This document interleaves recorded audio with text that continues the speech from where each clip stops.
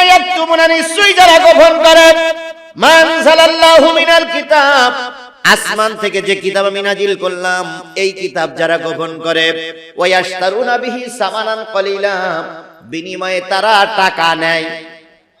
কিন্তু টাকা নিয়ে কি গোপন করে?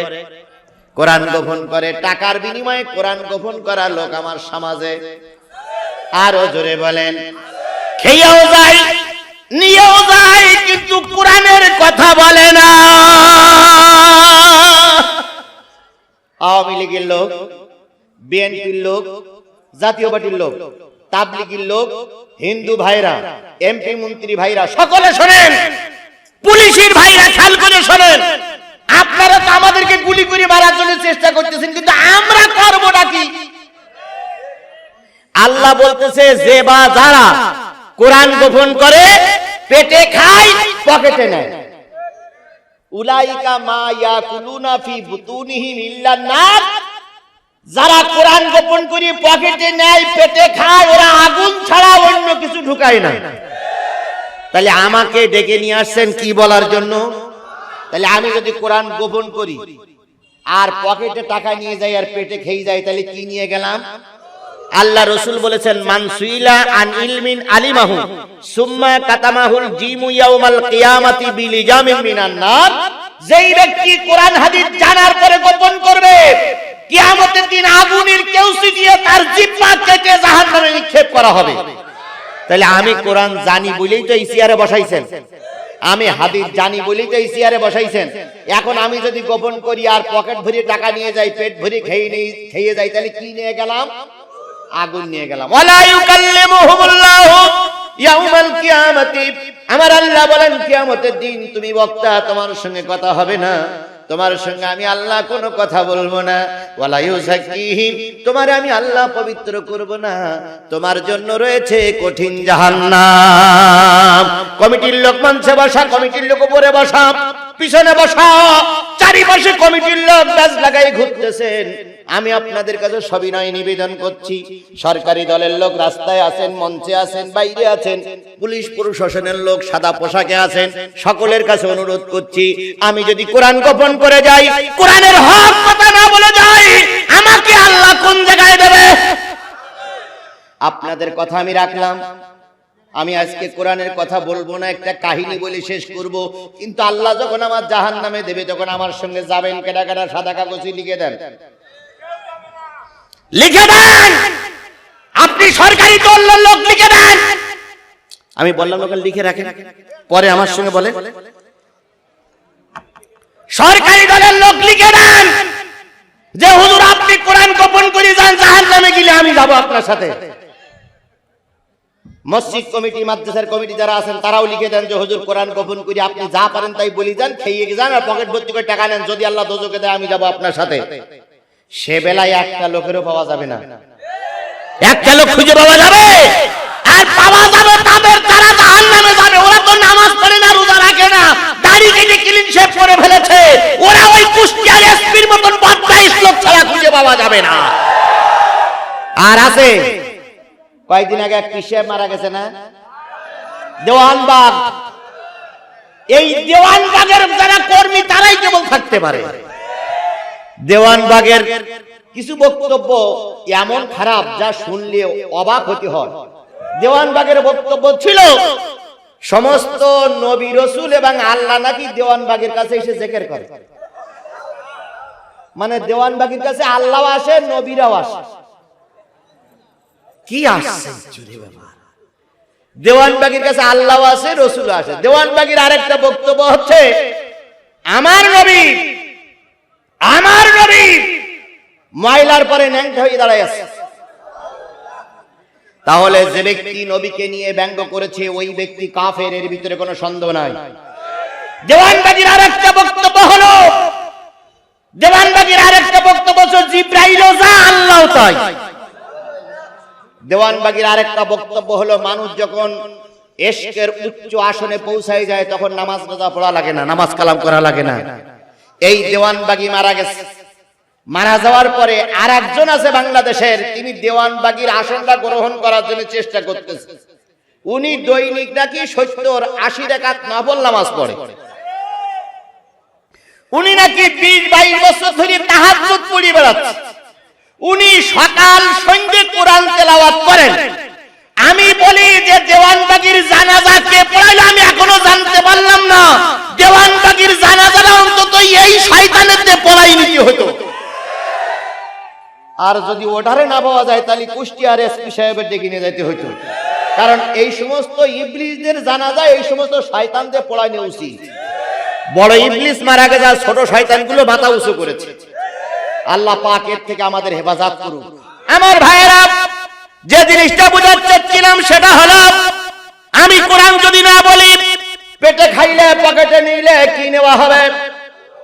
আর আল্লাহ পাক আমার সে কিয়ামতের দিন কথা বলবে না, আমাকে পবিত্র করবে না, আমার জন্য রয়েছে জাহান্নাম।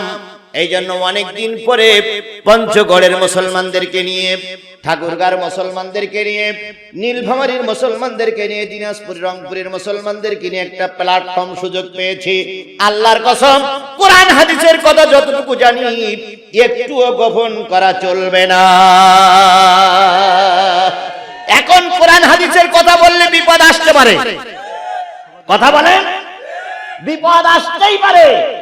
এখন এই বিপদে, আমি যদি বিপদে পড়ি, আপনারা সবাই আমার ফেলাই রেখে চলে যাবেন। কারা কারা চলে যাবেন তারা একটু হাত তোলেন তো। হুজুর, আপনি বিপদে পড়লে আমরা একটাও থাকবো না। একজনে যাবেন না তো? যাবেন না তো?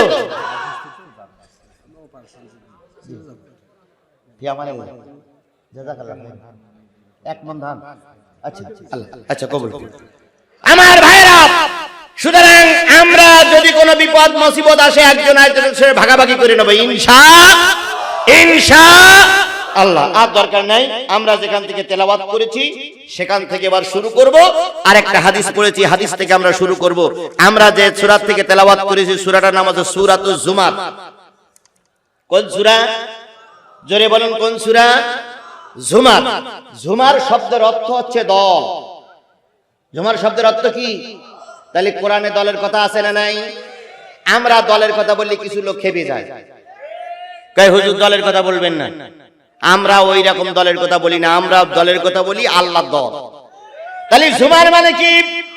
আরো জোরে, জুমার মানে দল। কোরআনে যদি দলের কথা থাকে আমরাও দলের কথা বলবো। কোরআনে দলের কথা আছে দুইটা, একটা হচ্ছে হিজবুল্লাহ আর একটা হচ্ছে হিজবুশ শয়তান। আমার সমাজে দুই গ্রুপ আছে না নাই? জোরে বলেন, আছে না নাই? আজকে নবী নাই, নবীর অবর্তমানে আছে আলেম ওলামা। নবী নাই, নবীর অবর্তমানে আছে কি? আলেম ওলামা।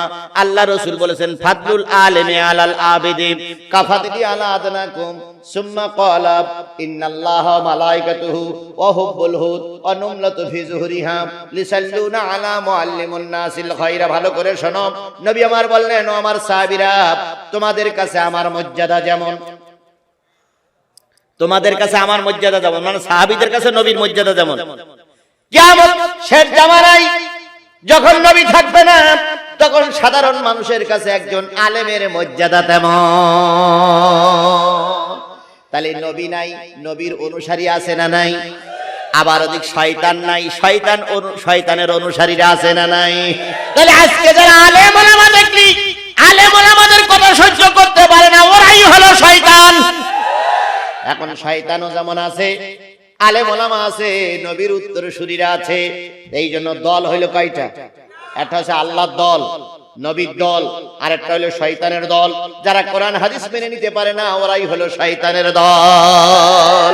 এখন শয়তানের দল এখানে আছে না নাই? বুঝবেন কি করে? ও তো টুপি মাথায় দিয়েছে,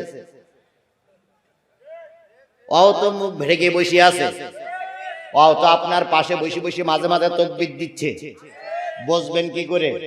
আল্লাহ রাব্বুল আলামিন বলতেছেন, শোনো, শয়তান যারা, তাদের সামনে যখন কোরআন পড়া হয়, ওয়াইজা তুতলা আলাইহিম আয়াতুনা বাইয়িনাতিন তারিফু ফি ওয়ুহিল লাযিনা কাফারুল মুনকার, যারা মুনাফিক আর কাফের হয়, ওদের সামনে কোরআন পড়লে ওদের মুখগুলো মলিন হয়ে যায়।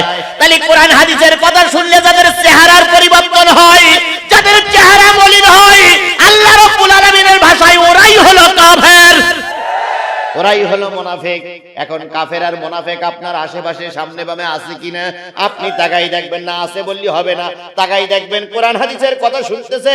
এতক্ষণ মাদ্রাসার জন্য চাঁদা চাইলাম, মন খারাপ হলো না, জান্নাতে যাওয়ার সুযোগ করে দিলাম, মন খারাপ হলো না, কোরআনের কথা বলতে চাইলাম, মন খারাপ হলো না। এখন যখন দল ডিভাইডেড হবে, কোনটা জান্নাতি দল আর কোনটা জাহান্নামী দল, কোনটা আল্লাহর দল আর কোনটা শয়তানের দল, এইটা যখন বর্ণনা করা হবে, দেখবেন কিছু লোকের মুখ মলিন হয়ে যাচ্ছে, চেহারা মলিন হয়ে যাচ্ছে। আল্লাহর ভাষায় ওরাই হলো কাফের। তাহলে সূরাটার নাম কি? জুমার। জুমার মানে কি? দল। ভালো করে শুনেন, হিন্দু মুসলমান বৌদ্ধ খ্রিস্টান সকলের জন্য আজকে আলোচনা হবে।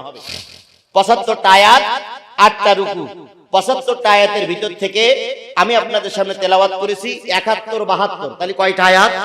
2টা আয়াত। 2টা আয়াতের পরে আলোচনা। আল্লাহ বলতেছেন, ওয়াসিকাল্লাযীনা কাফারু ইলা জাহান্নামা যুমারা,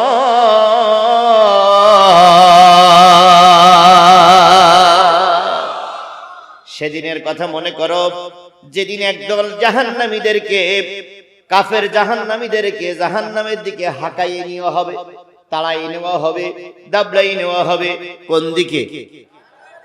জাহান্নামের দিকে তাড়াই নিয়ে যাবে কারা? ফেরেশতারা। একদল ফেরেশতারা আগুনের লাঠি নিয়ে জাহান্নামের দিকে তাড়াই নিয়ে যাবে একদল জাহান্নামীদেরকে। ওই জাহান্নামীদের ভিতরে নারী থাকবে, পুরুষ থাকবে, নেতা থাকবে, কর্মী থাকবে, হিন্দু থাকবে, মুসলমান থাকবে, খ্রিস্টান থাকবে, বৌদ্ধ থাকবে, জৈন থাকবে, সকলকে একদল করে জাহান্নামীদেরকে কোন দিকে তাড়াই নেবে? আল্লাহ রাব্বুল আলামিন বলতেছেন, কুনতুম আজওয়াজান সালাসা।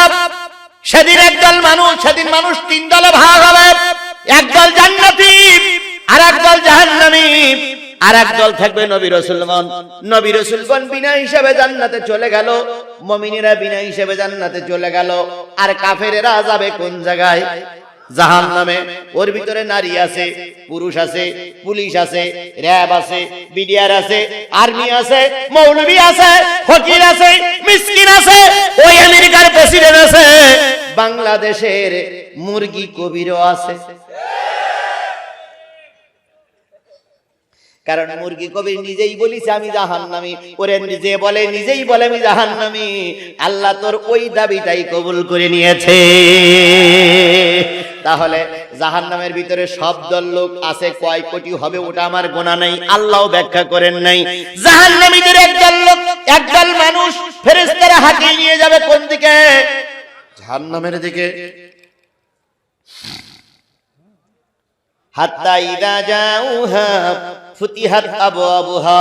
এমনকি জাহান্নামের সামনে যখন ওই জাহান্নামীরা চলে যাবে, জাহান্নামের দরজা সমূহ অটোমেটিক্যাল খুলে যাবে, খট খট খট খট খুলে যাবে।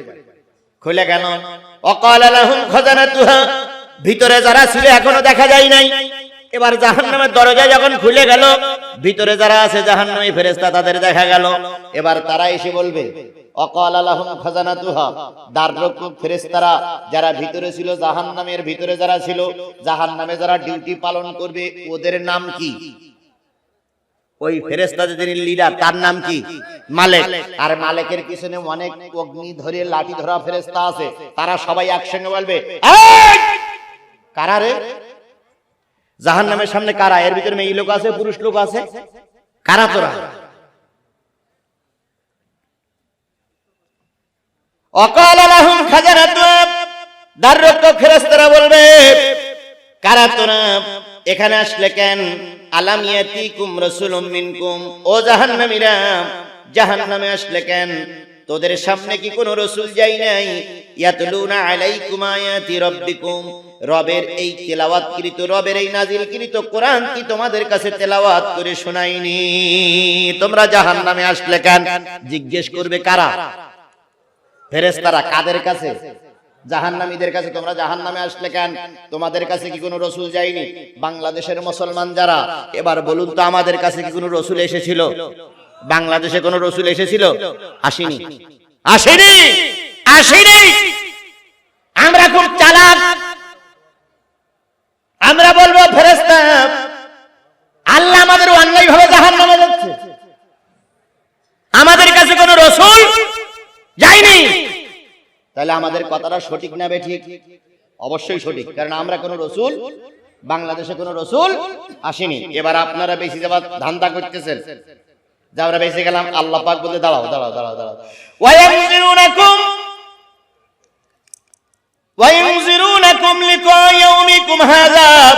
বুঝলাম ফেরেশতারা, আমরা বুঝলাম কোন নবী রাসূল যায়নি, কিন্তু নবী রাসূলদের পরে যে কিতাব নাজিল হয়েছিল ওই কিতাব পড়ে শোনানোর মতন কোন আলেম, ওই কিতাব পড়ে শোনানোর মতন সতর্ক করার মতন কোন হুজুর, কোন পীর সাহেব কি তোদের কাছে যায়নি?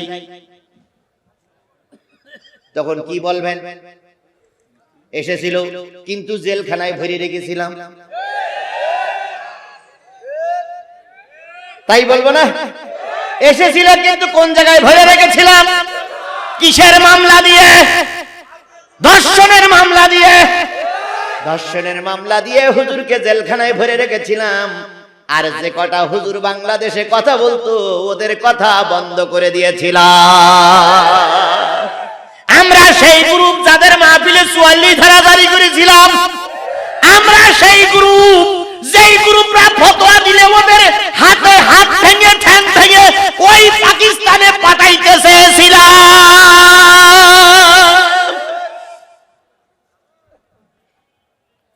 তখন যদিও আপনি না বলেন, ফেরেশতারা আপনার সামনে সাক্ষী দেবে, ফেরেশতারা বলে দেবে আল্লাহ এরা তো সেই গ্রুপ যেই গ্রুপ হুজুর দেখলে সহ্য করতে পারতো না। আজকে হুজুর দেখলে সহ্য করতে পারেন না, হুজুর দেখলে আপনার গা জ্বালা করে, হুজুর দেখলে আপনার পিত্তি গরম হয়। কিন্তু আপনি মারা যাওয়ার পর হিসেব করে দেখুন তো আপনি যাবেন কোথায়? যদি বলেন যে হুজুর আপনার জানাজা পড়ার দরকার নেই, আমরা পড়বো না, কিন্তু যারা পড়বে তারা দোয়া কালাম পড়বে না।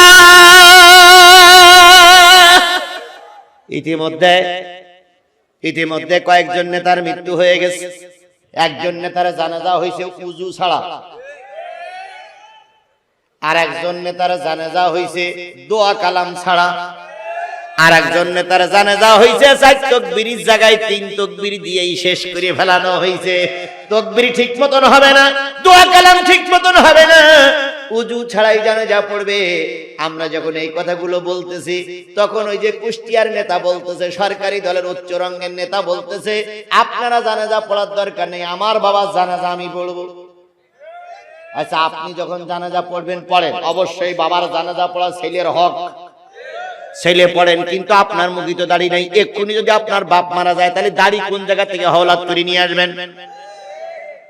আপনি যখন জানাজার জন্য সামনে যাবেন, বিশ্বাস করুন গ্রামের কোন মুসলমান আপনার পিছনে জানাজা পড়বে না। এমনকি আপনার বউ বলবে, আপনার স্ত্রী বলবে যে স্বামী তুমি জানাজা পড়লে হবে না, তুমি বরং মৌলবী দিয়ে হুজুরি দিয়ে জানাজারা পড়াই নাও, কারণ তোমার জানাজা পড়ানোর মতন যে যোগ্যতা সে যোগ্যতা তোমার ভিতরে নাই। এমপি মন্ত্রী অনেক আছে, কিন্তু মসজিদের ইমাম হলো মাদ্রাসার শিক্ষক। আপনাদের যদি এতই পাওয়ার থাকে, বঙ্গভবনের যিনি নেতা তাকে বলেন বাইতুল মোকাররমের ইমাম হতে। বলুন দেখি আপনাদের কেমন সাহস আছে, আপনাদের নেতা বাইতুল মোকাররমের ইমাম হোক। বাংলাদেশের 350 এমপি রে বলা হোক যে সবচেয়ে বড় বড় মসজিদের ইমাম হতে। দেখি কয়টা এমপি ইমামতি করতে পারে। দুনিয়ার ইমামতি চলবে না, আর মরা লোকের ইমামতি আপনারা করবেন। মরা লোকের ইমামতি আপনারাই করবেন, করেন, করলি সমস্যা নেই। আমার ভাইয়েরা, হট্টগোল যখন চলবে, ইতিমধ্যে জান্নাতীরা উপরে চলে গেছে। জান্নাতীরা উপরের থেকে চিন্তা করবে কি হট্টগোল হয় কেন? রোজ মাহশরের ময়দান তো একটা শান্তির জায়গা, কিন্তু হট্টগোল হয় কেন? হঠাৎ করে জান্নাতীরা নিচের দিকে তাকাই দেখবে একদল লোক দাঁড়ায় আছে, পরনে একটারও কাপড় নাই, কিন্তু নেতা সেনা যাচ্ছে। ফি জান্নাতিন, জান্নাতীরা উপরে থাকবে, নিচের দিকে তাকাই বলবে ইয়াতাসালুনা আনিল মুজরিমিন মা সালাকাকুম ফি সাকার। নিচের মানুষ তোমরা কোথায় যাচ্ছ? কেন বাদালাই চিল্লাচিল্লি করতেছো? নিচের লোকগুলো উপরের লোকগুলোর দিকে তাকাই বলবে আমরা জাহান্নামী, আমরা জাহান্নামী, আমরা বিচারে ধরা পড়ে গেছি, আমাদের কোন জায়গায় নিয়ে যাওয়া হচ্ছে? জাহান্নামে নিয়ে যাওয়া হচ্ছে। উপরের লোকগুলো বলবে তোমরা কারা গো, কেন জাহান্নামে যাচ্ছ? সামনের লাইনে যারা আছে তারা বলবে ক্বালু লাম নাকু মিনাল মুসাল্লিন, আমরা হলাম জাহান্নামী পার্টি। আমাদের এক নম্বর কাতারে যারা আছে তাদের দোষ হচ্ছে আমরা বেনামাজি। আওয়ামী লীগের লোক থাকেন দুঃখ নাই, বিএনপির লোক থাকেন দুঃখ নাই, জাতীয় পার্টির লোক থাকেন দুঃখ নাই। আল্লাহ রাব্বুল আলামিনের ভাষায় সূরা মুদ্দাসসির 41, 42, 43, 44 চারটি আয়াত, আর সূরা জুমারের কয়টা আয়াত? কত নম্বর? 71 বার। এই 6টা আয়াতের ভিতরে আমার আল্লাহ বললেন যারা জাহান্নামে যাবে, পয়লা নম্বর যারা, পয়লা লাইনে যারা থাকবে, পয়লা কাতারে যারা থাকবে, তারা সব কি? জোরে বলেন, তারা সব কি? তাই সে নারী হোক আর পুরুষ হোক, নেতা হোক আর কর্মী হোক, যারা বেনামাজি তারা যাবে জাহান্নামে। আল্লাহর কথা সত্য না আমাদের প্রধানমন্ত্রীর কথা সত্য? আল্লাহর কথা সত্য না প্রেসিডেন্টের কথা সত্য? তাহলে আল্লাহ বলে দিলেন যারা বেনামাজি তারা কোন জায়গায় যাবে? জোরে বলেন, তারা কোন জায়গায় যাবে? তাহলে যদি আমার সমাজে কেউ বেনামাজি থাকে, যদি নামাজ না পড়ে, তাহলে বুঝতে হবে আল্লাহর ভাষায় সে কোন জায়গায় যাবে। এই কথাটা বললি সমস্যা কি? যদি এই কথা আপনার সত্য না হয়, তাহলে সূরা মুদ্দাসসিরের 4টি আয়াত আর সূরা জুমারের 2টি আয়াতকে কি বাদ দিয়ে দেন? কোরআন শরীফই থাকবে আর আমরা বলতে পারবো না এটা হতে পারে না। সুতরাং পয়লা নম্বর জাহান্নামে যারা যাবে তারা কি? জোরে বলেন, তারা কি? এখানে কি কোনো দলের কথা বলা হয়েছে? আওয়ামী লীগ, বিএনপি, জাতীয় পার্টির কথা বলা হয়েছে? বলা হয়েছে যারা বেনামাজি তারা যাবে কোন জায়গায়? তাই সে মেয়ে লোক হোক, চাই সে পুরুষ হোক, চাই সে হিজড়া হোক, চাই সে বুড়ো হোক, চাই সে জন হোক, চাই সে নেতা হোক, চাই সে ভ্যানওয়ালা হোক, যারা বেনামাজি তারা যাবে কোন জায়গায়? জাহান্নামে। সুতরাং আজকের সমাজে যারা বেনামাজি, আমরা নির্দ্বিধায় বলে দিতে পারি তারা জাহান্নামী। এইবার আপনার নেতা বেনামাজি কিন্তু আপনি কি নামাজি? এরকম লোক আছে না? এরকম লোক আছে না যে নেতা বেনামাজি কিন্তু কর্মী কি নামাজি? আল্লাহ রাব্বুল আলামিন বলেন ইয়াউমা নাদু কুল্লা উনাসিন বিইমামিহিম, কিয়ামতের দিন প্রত্যেককে ডাকা হবে, প্রত্যেক নেতাকে ডাকা হবে, কর্মী সহ নেতাকে ডাকা হবে। নেতা থাকবে আগে, কর্মী থাকবে পিছনে। নেতা যদি জাহান্নামে যায়, কর্মীরাও জাহান্নামে যাবে।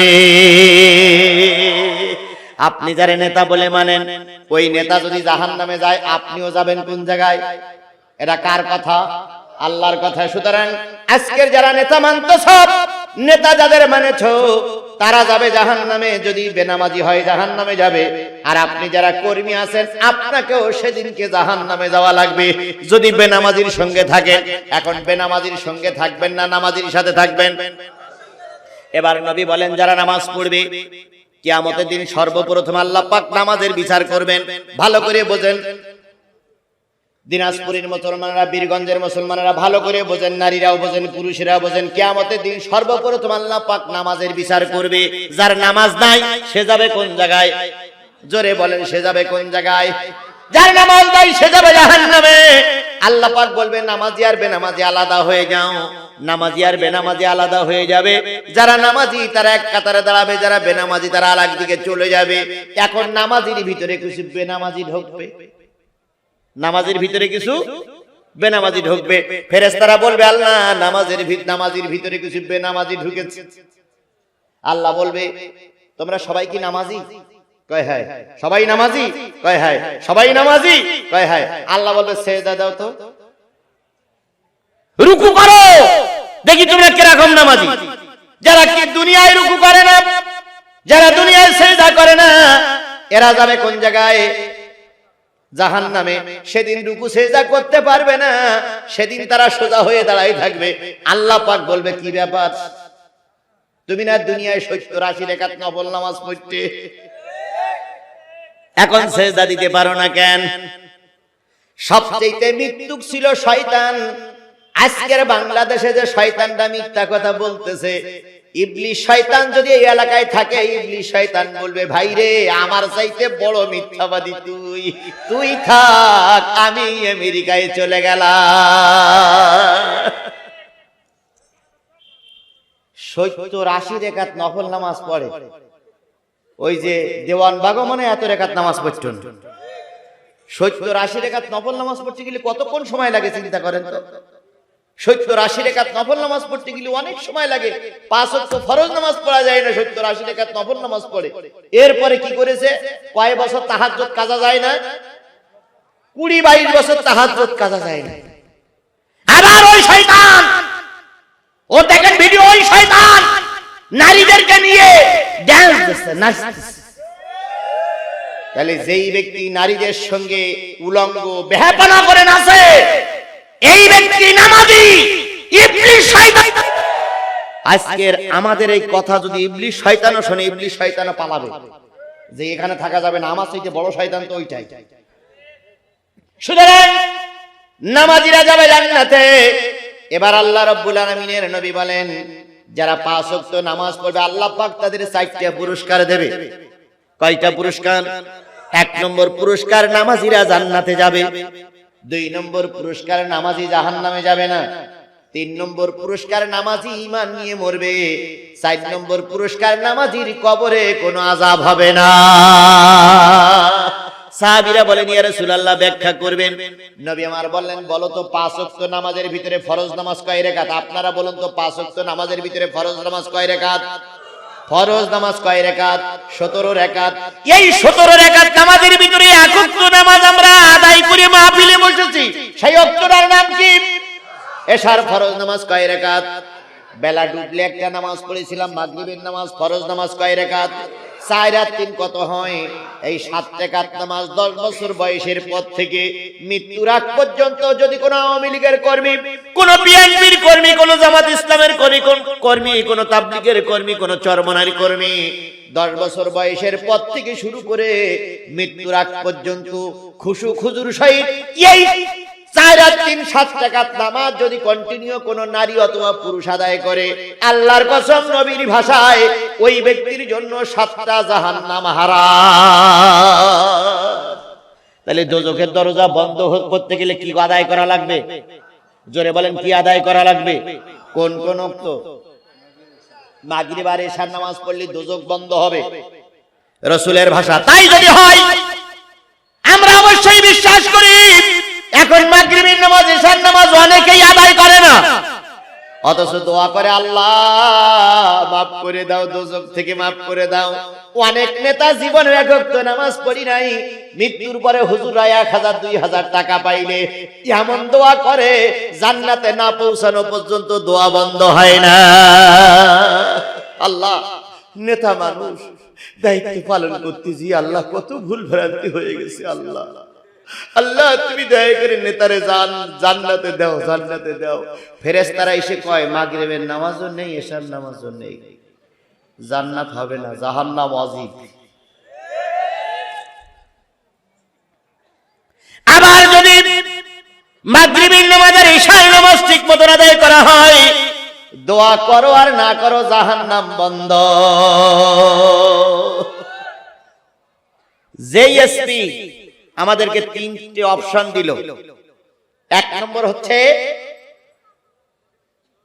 দেশ সম্পর্কে কিছু বলবা না, বললি কি ভাঙবো? হাত ভাঙবো। 2 নম্বর চুপচাপ থাকো, কিছুই বলতে পারবে না। 3 নম্বর উল্টো পাল্টা যদি এদের ভালো না লাগে তাহলে কোথায় চলে যেতে হবে? পাকিস্তানে চলে যেতে হবে। উনি ওনার বাবার জানাজা উনি পড়বে, ওনার জানাজা উনি পড়বে।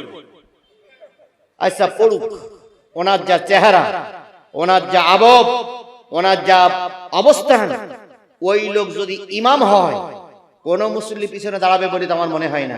আমার ভাইরা, সরকার বাহাদুরকে বলে বাংলাদেশের বিচার বিভাগ কি উঠে গেল? সরকার বাহাদুরকে বলে আইন কি চলে গেল? সরকার বাহাদুরকে বলি লক্ষ লক্ষ কোটি কোটি টাকা খরচ করে এমপি সাহেবদের পাঠালাম আইন বানানোর জন্য, আইন তৈরি করার জন্য জাতীয় সংসদে। এমপি সাহেবরা কি সব মারা গেল? যদি তাই না যায়, পুলিশ স্পর্ধা পেল কি করে আমাদের হাত ভাঙবে? পুলিশ স্পর্ধা পেলে কি করে আমাদেরকে পাকিস্তানে বানাবে? পুলিশদের বলি, তুমি তোমার বাবার টাকায় চলো না, তুমি আমার টাকায় চলো। আমার টাকায় তোমার বিবির পরনের কাপড় ওঠে, আমার টাকায় তোমার মোটরসাইকেলে তেল কেনা হয়, আমার টাকায় তোমার পেটে ভাত যায়। তুমি আমার দেশের কর্মী হয়ে, আমার দেশের চাকর হয়ে আমাদের বিরুদ্ধে কথা বলছো। সরকারকে বলি, এর কেন গ্রেফতার করা হয় না?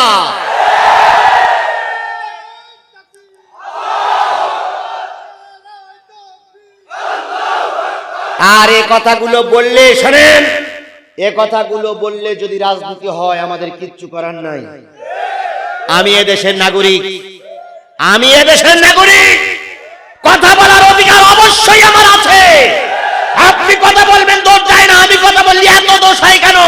আপনার যদি অধিকার থাকে, আমারও অধিকার আছে। রাজনীতি করার এটা মঞ্চ নয়, এটা রাজনীতি করার জায়গা নয়। আমাদের যে মাঠে ময়দানে কথা বলা বন্ধ করে দিয়েছেন আপনারা।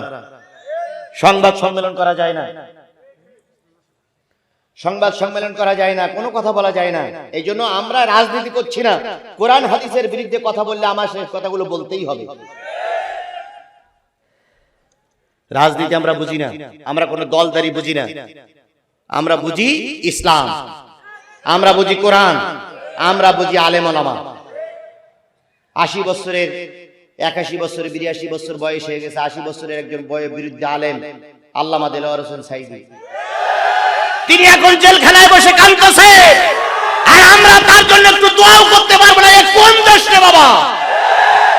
স্বাধীনতার মাসে, স্বাধীনতার মাসে মুজিবুর রহমান, মরহুম প্রেসিডেন্ট মুজিবুর রহমান দেশ স্বাধীনের জন্য রক্ত দিয়েছিল। তিনি জেল খেটেছে, তিনি অবশ্যই দেশ স্বাধীনের একজন অগ্রনায়ক। আমরা তার জন্য যদি দোয়া করি, বিশ্বের 200 কোটি মানুষের কাছে প্রাণপ্রিয় নেতা হচ্ছে আল্লামা সাইদি। আমরা তার জন্য দোয়া করি, এনার জন্য দোয়া করতে পারি না কেন? আপনার ভালো না লাগে আপনি দোয়া করবেন না। আমি মুজিবুর রহমানের জন্য দোয়া করব। সবাইকে মুজিবুর রহমানের জন্য দোয়া করতে মন চায়, কিছু লোক দোয়া করতে মন চায় না, সে বেরিয়ে যাক। আবার আল্লামা সাইদির জন্য দোয়া করলে কিছু লোকের ভালো না লাগতে পারে, সে বেরিয়ে যাক। কিন্তু আপনি বাধা দেওয়ার কে?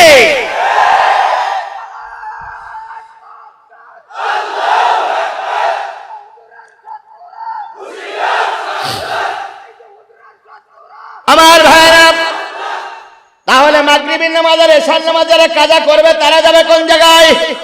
জাহান্নামে। এবার আসুন, জোহরের ফরজ নামাজ কয় রাকাত? আসরের ফরজ নামাজ কয় রাকাত? 4 রাকাত নামাজ যারা আদায় করবে আল্লাহর নবীর ভাষায় তারা যাবে জান্নাতে। এখন ভেস্তে যেতে চান, কেডা কেডা হাত তোলেন। সবাই ভেস্তে যাওয়ার জন্য তৈরি। আল্লাহ পাক আপনার ভেস্তে দিয়ে দেয়, কিন্তু ভেস্তে যেতে গেলে কয় ওয়াক্ত নামাজ পড়া লাগবে? 2 ওয়াক্ত, জোহরের নামাজ আর আসরের নামাজ। জোহরের নামাজ আর আসরের নামাজ কাজা করে ভেস্তে দাবি করা যাবে না। দোজখ বন্ধ হোক যারা চায়, তারা মাগরিবের নামাজ আর এশার নামাজ কাজা করতে পারবেন না। এবার বলেন তো, কয় ওয়াক্ত নামাজ হয়ে গেল? আর বাকি আছে কয় ওয়াক্ত? সেই ওয়াক্তটার নাম কি? ফজরের ফরজ নামাজ কয় রাকাত?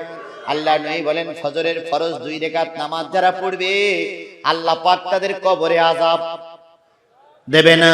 2 নম্বর, তারা ঈমান নিয়ে মৃত্যুবরণ করবে, বেঈমান হয়ে মরবে না। তাহলে ঈমান নিয়ে মরতে গেলে ফজরের নামাজ লাগবে, কবরের আযাব বন্ধ হতে গেলে ফজরের নামাজ লাগবে, জাহান্নাম বন্ধ হতে গেলে মাগরিবের নামাজ, এশার নামাজ লাগবে, আর জান্নাত পেতে গেলে আসরের নামাজ আর জোহরের নামাজ লাগবে।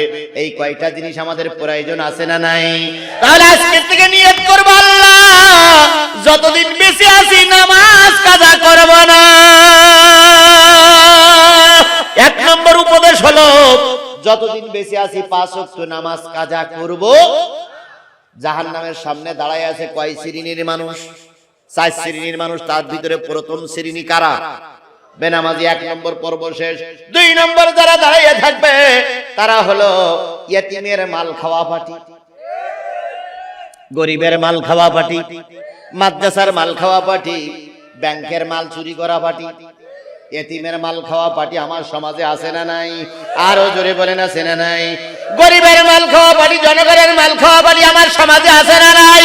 জনগণের মাল খাও, জনগণের পয়সা ঘুষ খাও, ব্যাংকের টাকা লুট করে নাও, আর এই কথাটা বললেই তোমার গা জ্বালা করে। তুমি খাও কেন? না খাইলে তো আমরা বলি না। তাহলে ব্যাংকের টাকা যারা লুট করবে, গরিবের টাকা যারা খাবে, তারা যাবে কোন জায়গায়? এ পার্টি আমার সমাজে আছে না নাই? আরো জোরে বলেন, এ পার্টি আমার সমাজে আছে না নাই? আজকে যারা ক্ষমতার পাওয়ারে বসে, বড় বড় চেয়ারে বসে পুকুর চুরি করতেছো, বিশ্বাস করো একদিন মৃত্যু হবে। এত টাকা নিয়ে কবরে যেতে পারবেন না, এত টাকা নিয়ে কবরে যাওয়া যাবে না। মৃত্যু একদিন হবে, মৃত্যুর পর প্রতিটা টাকার হিসাব দেওয়া লাগবে। আমার দেশের যতগুলো পয়সা, সব পয়সাগুলো যদি সুষম বন্টন হতো, আল্লাহর কসম কোন মানুষ না খেয়ে বিছানায় ঘুমাতে যেত না। কিন্তু আমার দেশে চোর ডাকাত বেশি, চোর ডাকাত বেশি, চোর ডাকাত বেশি। বলেন তো, দিনাজপুরের মুসলমানদের কাছে জিজ্ঞেস করি, বাংলাদেশের কোন হুজুরির বাড়ি আছে আমেরিকায়? কোন হুজুরির বাড়ি আছে পাকিস্তানে? কোন হুজুরির বাড়ি আছে ভারতে? তাহলে আমরা হুজুর, আমরা মৌলবী, আমাদের কোন দেশে বাড়ি করা লাগে না, আপনাদের আমেরিকায় বাড়ি করা লাগে কেন? আপনাদের আমেরিকায় বাড়ি করা লাগে কেন?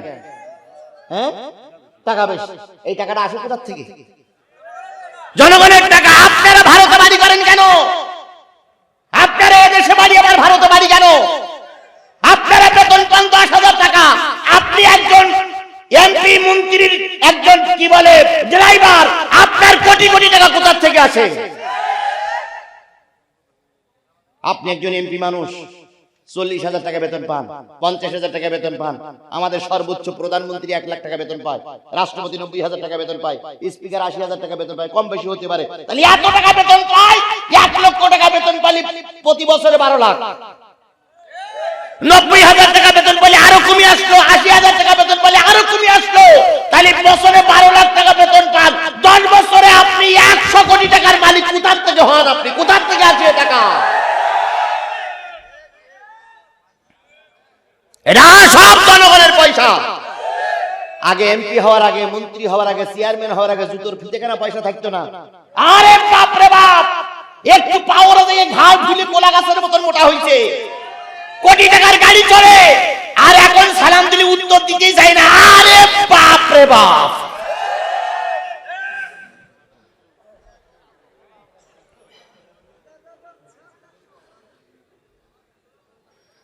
সুতরাং যে জিনিসটা বোঝাতে চাচ্ছিলাম সেটা হলো, সব যে দুর্নীতিবাজ তা নয়।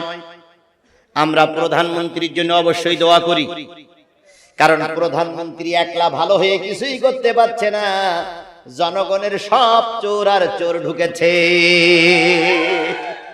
দেশের স্থপতি বঙ্গবন্ধু প্রেসিডেন্ট মুজিবুর রহমান যখন দেশ স্বাধীন করলো, তখন বলেছিল 7.5 কোটি বাঙালি, বিদেশ থেকে 7.5 কোটি কম্বল নিলাম, কম্বল বিতরণ হলো, আমার ভাগের কম্বলটা গেল কই?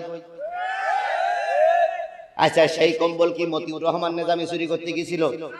ওই কম্বল কি আব্দুল কাদের মোল্লা চুরি করতে গেছিল? ওই কম্বল কি আল্লামা সাইদি চুরি করতে গেছিল?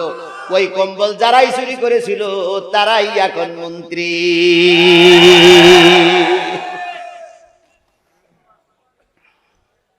ওই কম্বল যারা চুরি করেছিল তারাই এখন বিরাট বিরাট নেতা।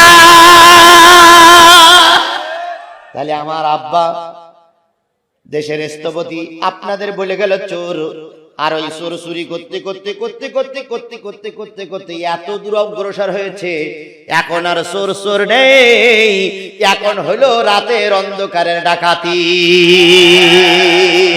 জনগণ রায় দিতে চাইছিল দিনের বেলায়, ডাকাতি হয়ে গেল রাতের বেলায়। যারা চোর ছিল তারা এখন ডাকাত হয়েছে।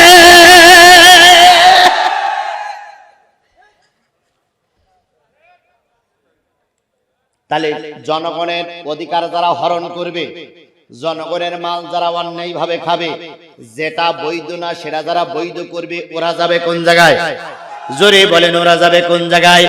এখন এই কথা বললে যদি আপনার রাগ হয়, আপনি চুরি করেন কেন? আপনি ডাকাত করেন কেন? আপনি ডাকাত করবেন না, চুরি করবেন না আমরা বলবো না।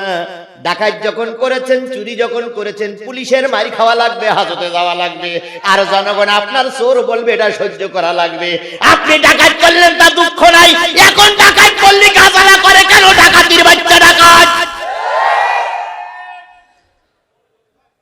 তাহলে 2 নম্বর যারা জনগণের হক নষ্ট করবে, 2 নম্বরে তারা যাবে কোন জায়গায়? গেল কয় নম্বর? 3 নম্বর, ফি জান্নাতিন ইয়াতাসালুনা আনিল মুজরিমিন মা সালাকাকুম ফি সাকার ক্বালু লাম নাকু মিনাল মুসাল্লিন ওয়া লাম নাকু নুতিমুল মিসকিন ওয়া কুননা নাখুদু মাল খায়রিন। 3 নম্বর যারা জাহান্নামে যাবে তারা হলো একদল পীর বুজুর্গ, একদল হুজুর, একদল টুপিওয়ালা, একদল আলেম ওলামা। এরা যাবে কোন জায়গায়? জাহান্নামে।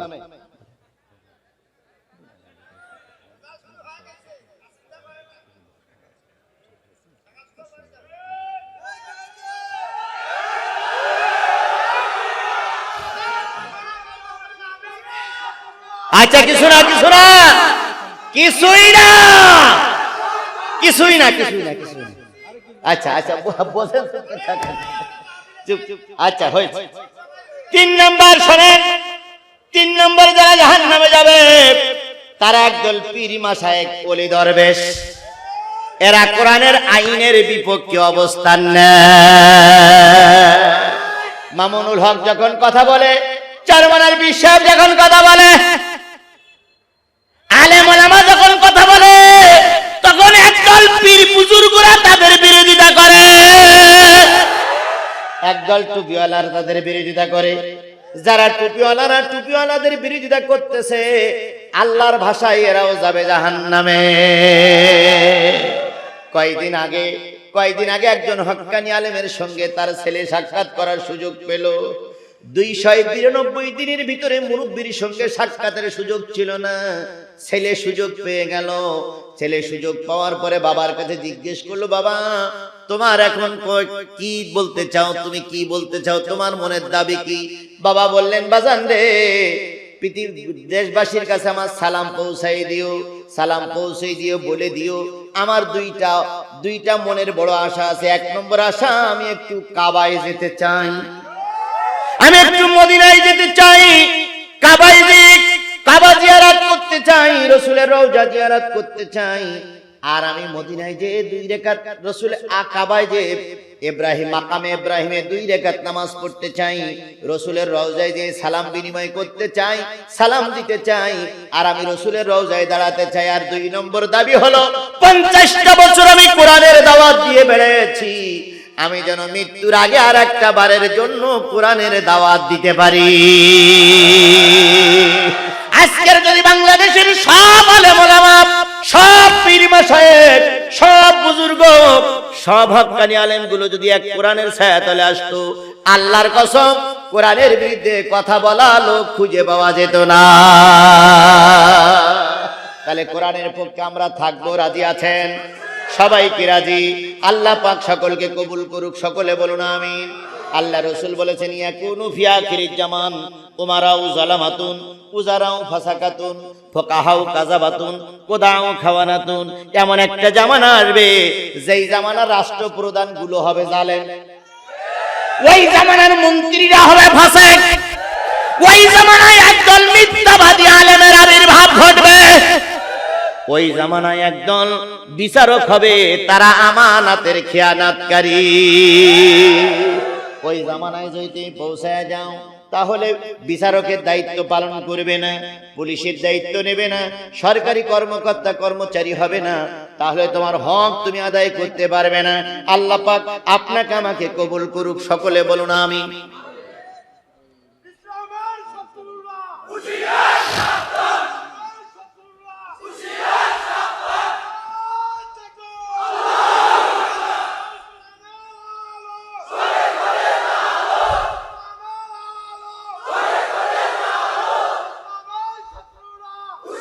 বসো বাবা, বসো। ভাইরা আমার, আমি কোরআন থেকে বলতেছি কয় শ্রেণীর মানুষ জাহান্নামে? আচ্ছা, চোরের চোর বললি তো গাজালা করবেই, জাহান্নামী রে জাহান্নামী বললি তো গাজালা করবেই, তারপরে মিথ্যাবাদী রে মিথ্যাবাদী বললেই তো গাজালা করবেই, সুদখোরের সুদ খেয়ে না এ কথা বললেই তো গাজালার করার কথা। আমি তো সত্য কথাটাই বলতেছি। আমি আমার বাবার কথা বলেছি, আমি আমার কথা বলেছি।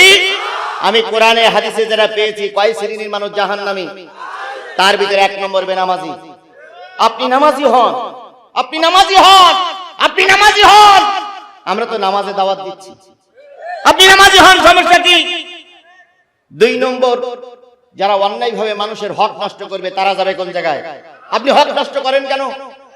আপনি হক নষ্ট করেন না, আপনি ভালোভাবে চলেন, আপনাকে আল্লাহ জান্নাত দিয়ে দেবে। 3 নম্বর, দ্বীনের পক্ষের শক্তি যারা, কোরআন হাদিসের পক্ষে যারা, তাদের পক্ষে থাকার কথা আল্লাহ বলেছেন। আমরা যদি কোরআন হাদিসের পক্ষে থাকি আমরা যাব জান্নাতি। আমি তো সেই কথাটাই বলতেছি, কিন্তু দুঃখ, পরিতাপ, কষ্ট কথা বলতে দেওয়া হচ্ছে না,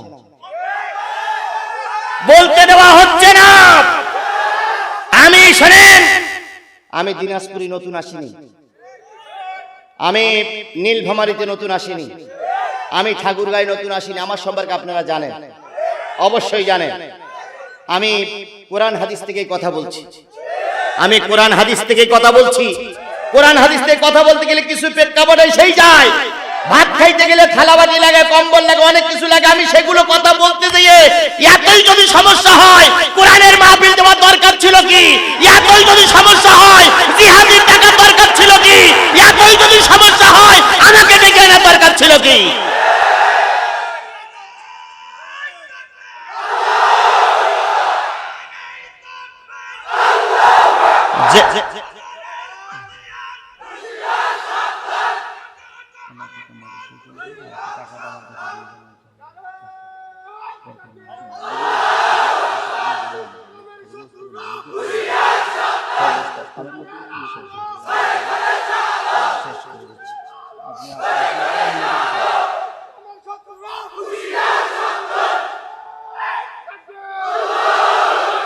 শুনুন, আচ্ছা হবে, আচ্ছা আচ্ছা হচ্ছে হচ্ছে হচ্ছে হচ্ছে শোনেন, আমি বলি শোনেন, সেটা হলেও আমাদের কারণেই আমাদের দুর্দশা। আজকে আমরা যখন একদল লোক যখন একদল হচ্ছে, একদল হুজুরা যখন কোরআনের কথা বলে, আর একদল হুজুরা সেটা আবার অন্যদিকে নিয়ে যায়। আমাদের কারণে আজকে আমাদের এই দুর্দশা। আল্লাহ পাক এই দুর্দশার থেকে জাতিরে কল্যাণ দান করুন। আরো জোরে। আমরা তো মরহুম প্রেসিডেন্ট মুজিবুর রহমানের জন্য সব মাহফিলে দোয়া করছি। আমরা প্রধানমন্ত্রীর কল্যাণকামী, আমরা প্রধানমন্ত্রীর অকল্যাণ হোক এটা আমরা চাই না। প্রধানমন্ত্রী অবশ্যই দেশের জন্য কাজ করছেন, আমরা দোয়া করি এই দেশটা আরো সমৃদ্ধশালী হোক, এই দেশটা আরো উন্নত দিকে চলে যাক। আমরা আপনাদের অকল্যাণকামী নই, আমরা আপনাদের অকল্যাণ চাই না, আমরা আপনাদের অকল্যাণ চাই না। এই মাদ্রাসার অবশ্যই আমরা কল্যাণ চাই, অবশ্যই মাদ্রাসার দিকে থাকে না, আমরাও চাই। আমরা চাই এই মাদ্রাসায় চলি আপনারা জান্নাতে যান, আমরা চাই যে কোরআনের ছায়াতলে থেকে আপনারাও জান্নাতে যান। আপনাদেরকে আমরা জাহান্নামী বলিনি, ভুল বুঝবেন না ভাই, আপনাদেরকে আমরা জাহান্নামী বলিনি। আপনারা জান্নাতে যান, যদি 5 ওয়াক্ত নামাজ পড়েন আপনিও জান্নাতি। এখন আপনারা উল্টো বুঝলে আমি কি করতে পারি? আমার তো কিছু করার নেই। সুতরাং কথা আমি শেষ পর্যায়ে চলে যাচ্ছি, তবে আরেকটা কথা বলি, আমি মাহফিল শেষ করব, শেষ করার শোনেন, আমি মাহফিল শেষ করার পরে সবাই দাঁড়াই থাকবেন, আমি বেরিয়ে যাওয়ার পরে তারপর আপনারা চলে যাবেন। আমি যতক্ষণ ময়দান না ছাড়বো ততক্ষণ কোন লোক ময়দান ছাড়তে পারবেন না। যদি আপনারা আমাকে ভালোবেসে থাকেন, যদি আপনারা আমাকে মহব্বত করে থাকেন, যদি আমাকে অন্তর দিয়ে ভালোবেসে থাকেন, তাহলে জিহাদি ময়দান না ছাড়া পর্যন্ত কোন লোক ময়দান ছাড়া যাবে না।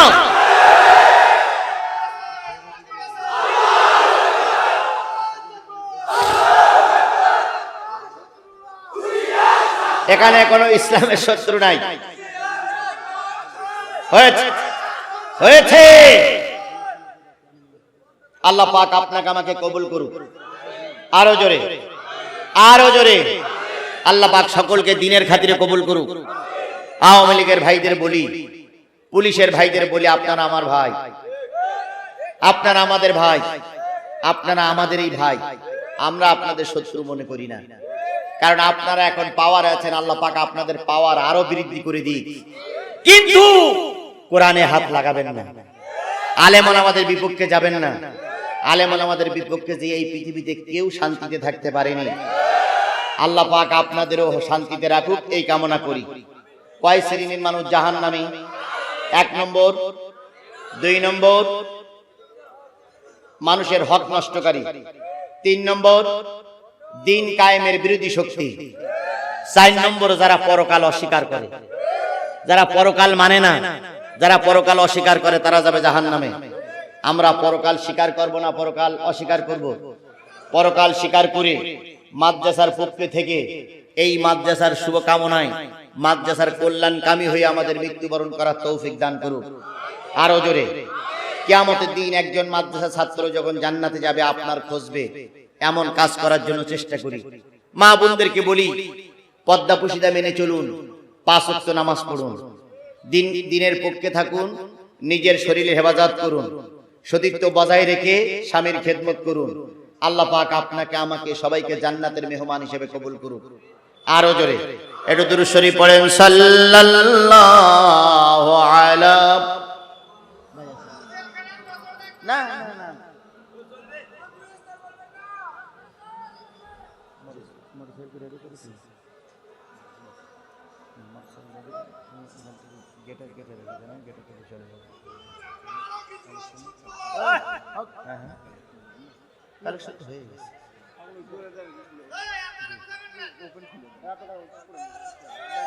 আচ্ছা হয়েছে।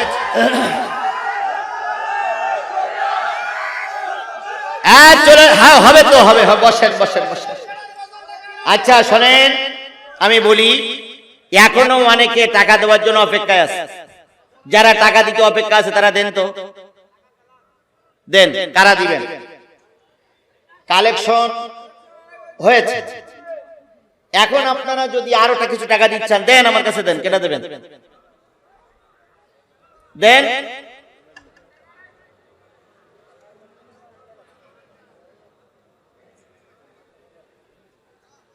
আল্লাহ, উঠলে হবে না, আমি তো উঠতে বলিনি।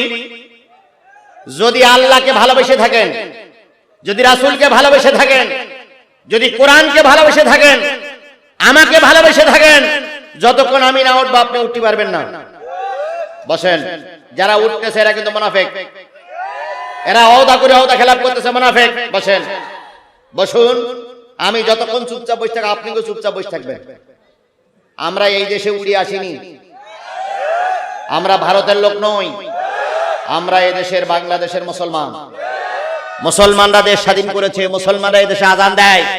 এটা মসজিদ মাদ্রাসার দেশ, এখানে কথা বলার অধিকার অবশ্যই আমাদের আছে। অবশ্যই কথা হচ্ছে, কথা হবে। টাকা দিবেন? আর কেউ আছে দেওয়ার মতন? আর কেউ আছেন? নাই। আস্তাগফিরুল্লাহ। সবাই বলুন আস্তাগফিরুল্লাহ রাব্বি। বসেন, সবার জন্য দোয়া হয়। বসেন, সবার জন্য দোয়া হয়। আস্তাগফিরুল্লাহ রাব্বি মিন কুল্লে জামদা।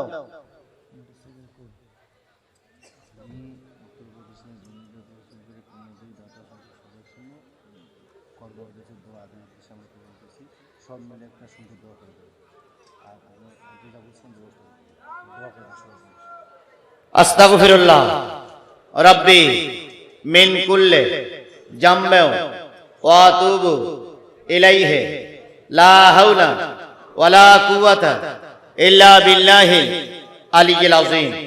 বন্ধুগণ, আজকের মাহফিলটা ছিল করোনা ভাইরাস থেকে মুক্তি পাওয়ার জন্য দোয়া।